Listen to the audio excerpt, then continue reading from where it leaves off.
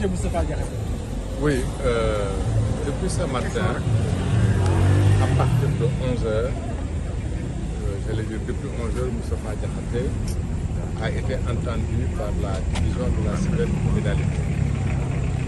Et son audition tournait autour de l'analyse qu'il a faite à la suite des résultats des élections législatives.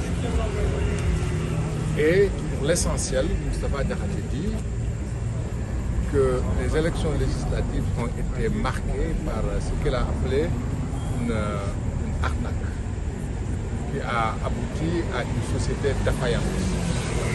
Parce qu'il dit qu'il ne comprend pas de Ousmane Sonko qui ait pu dire à la face du monde entier qu'il a simulé lorsqu'il prétendait avoir été dans le coma.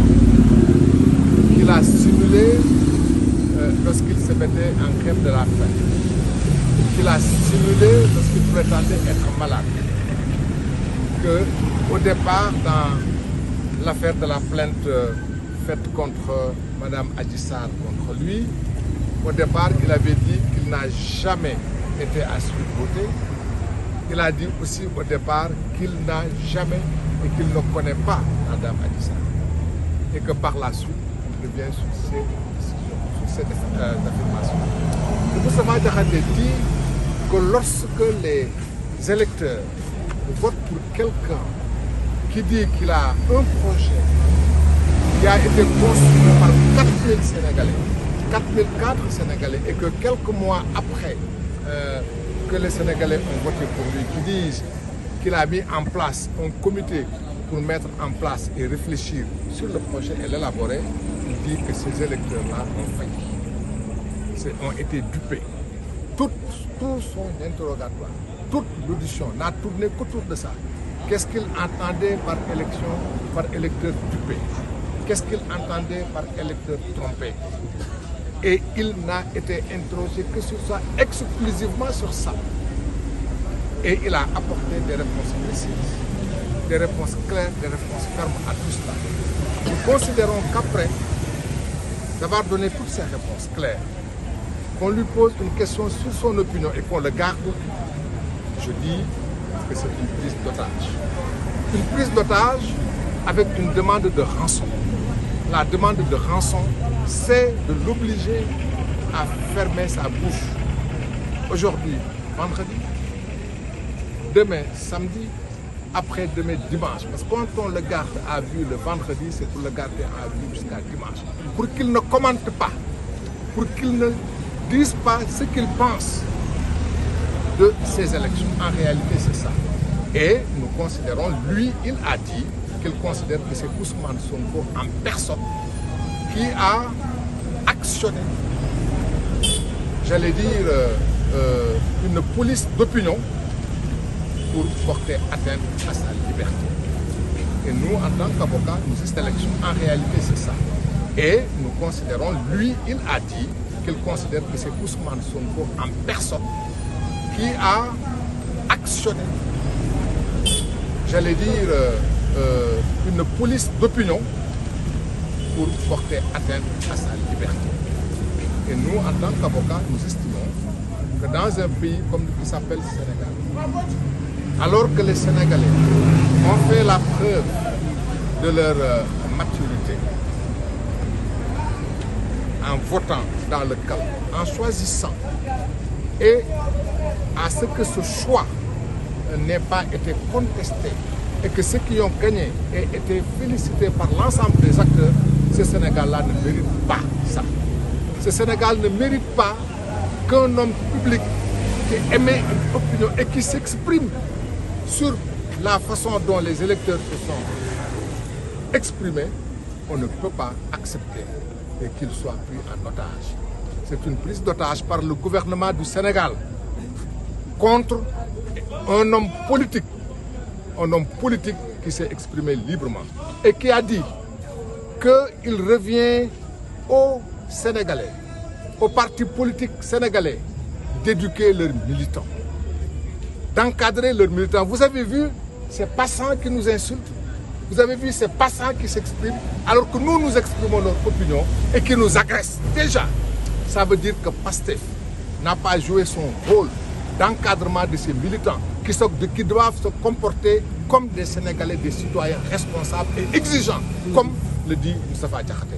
Nous sommes là devant la presse sénégalaise, nous parlons au public sénégalais et ce sont des militants de Sonko qui viennent, qui nous agressent verbalement et qui veulent probablement nous empêcher de nous exprimer comme le gouvernement veut empêcher Moustapha Diakhaté de s'exprimer. Moustapha Diakhaté, en dernière analyse, il dit ceci, que lui, c'est un orfèvre, un pédagogue de la citoyenneté.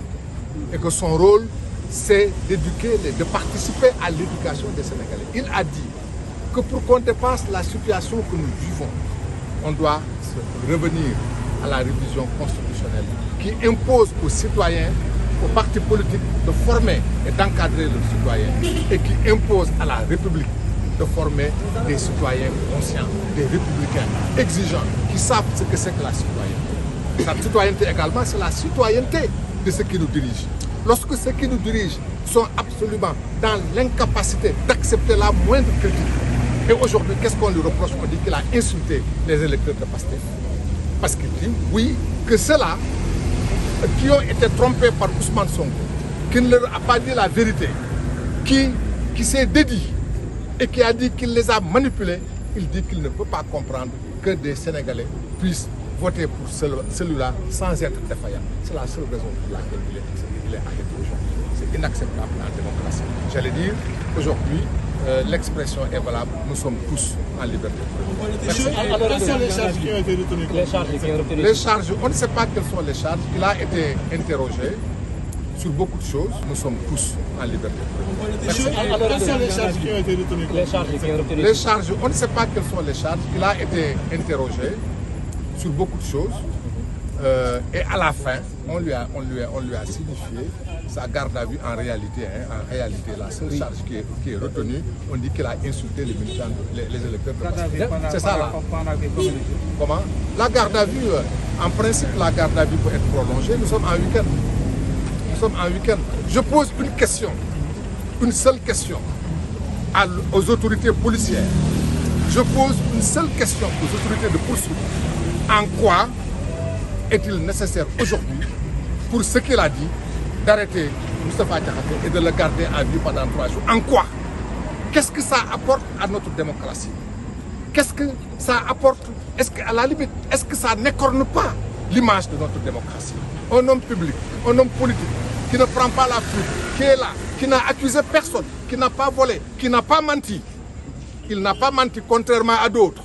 Il y a d'autres qui ont menti, qui n'a pas manipulé, qui n'a pas dit aux Sénégalais que je feignais, je faisais semblant. En quoi ça apporte à notre démocratie de le garder à vue pendant 3 jours? À quoi ça nous avance? Sinon, le garder à vue. Depuis l'après-midi, il y a une information selon laquelle il est poursuivi pour insulte par le biais d'un système informatique. Aussi, il y a acte et manœuvre susceptible de compromettre la sécurité publique et trouble grave politique. Confirmez-vous ces accusations? Je ne confirme rien du tout. Je dis simplement qu'il est là parce que le gouvernement le veut et le gouvernement a un chef. Le chef du gouvernement, il s'appelle Ousmane Sonko. Moustapha Diakhaté est là parce qu'il est pris en otage simplement parce qu'il a dit que Ousmane Sonko n'a pas toujours dit la vérité aux Sénégalais. Parce qu'il a dit et il l'a répété que Ousmane Sonko a dit aux Sénégalais qu'il faisait semblant quand il dit qu'il était dans le coma, qu'il n'a pas dit la vérité quand il dit qu'il ne connaissait pas Adji Sarr, qu'il n'a pas dit la vérité quand il dit qu'il n'a jamais été à Sweet Beauté, qu'il n'a pas dit la vérité aux Sénégalais. C'est la seule raison pour laquelle il est arrêté. On peut trouver maintenant les excuses, on peut trouver la justification, mais la seule raison c'est cela. Qu'est-ce que Moustapha Diakhaté a dit d'autre? Vous êtes des journalistes, vous l'avez entendu. Vous l'avez entendu, vous l'avez écouté. Qu'est-ce qu'il a dit d'autre qui mérite qu'il soit arrêté? C'est tout ce qu'il a dit. Donc, Moustapha Diakhaté, il le dit, il l'a dit aux policiers enquêteurs. Il leur a dit, je suis ici parce que Ousmane Sonko le veut. Ousmane Sonko devait avoir plus de hauteur, devait avoir plus de délicatesse, devait avoir plus de grandeur. Parce que, quand même, il est le premier ministre du Sénégal. Le Sénégal, ce n'est pas ça. Le Sénégal, c'est un pays de liberté. Le Sénégal est un pays de tolérance. Le Sénégal est un pays d'acceptation de l'autre. Le Sénégal est un pays de confrontation des idées. Et seulement de confrontation démocratique des idées. Si c'est pour se bomber le torse, mais les Sénégalais se souviennent des insultes. Qui a insulté les Sénégalais? Qui a insulté le président de la République? Qui a insulté les magistrats? Qui a insulté les policiers? Qui a insulté les gendarmes? Qui a insulté les avocats? Qui a insulté les fonctionnaires? Est-ce qu'il a été arrêté pour ça? Il faut qu'on arrête. Le pays, ce n'est pas de la revanche. Merci.